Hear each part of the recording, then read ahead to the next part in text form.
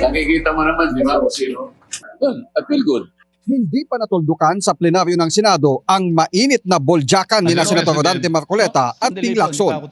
Bagamat feeling good na raw ngayon ang Senate President pro tempore, matapos ang kanyang privilege speech nitong Martes para sagutin at i-unleash din ang kanyang mga banat, nilinaw niya kung bakit pinatulan na niya si Marcoleta. Ako naman, I don't initiate any quarrel or any fight. But if you hit me and you insult me, I'll insult you back, and I'll hit you back. Ganun naman attitude ko. Enough is enough. I have to respond. Good for him naman ang hirit ni Marcoleta sa feeling good aura ngayon ni Lacson. Pero may banat pa rin siya.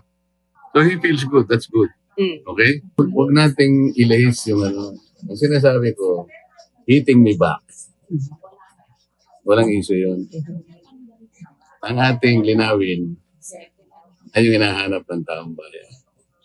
Nilimas ang tabang bayan. Gusto kong ulitin yun. Okay?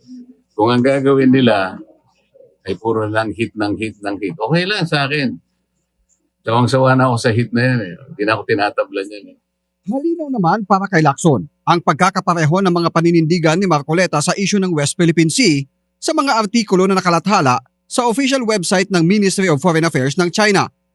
Yung kanyang pronouncements about China, about the West Philippine Sea, talagang swak na swak to sa website, official website ng Ministry of Foreign Affairs of the People's Republic of China.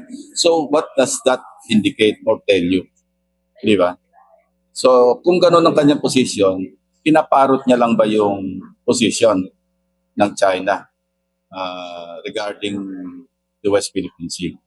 So yun, hindi na dapat lumabas yun eh. But hinahamon niya ako eh. Pero balik sa kanya ni Marcoleta ang tanong kung kailan ba daw siya nagpahayag ng mga pagpabor sa China. Naniniwala ka sa kanya? Kayo. Ano sinabi ko tungkol sa China? Paano ko dinepend ng China? You tell me. When? When? Tell me. May sinabi ko, pabor sa China? When? When? Ano lang ni Lacson sa pabirong sagot kung bakit siya ang laging punterya ni Marcoleta. Siguro mas pogi ako sa kanya. Kayong lahat ang arbiter. Kayong lahat malinaw ang mata niyo.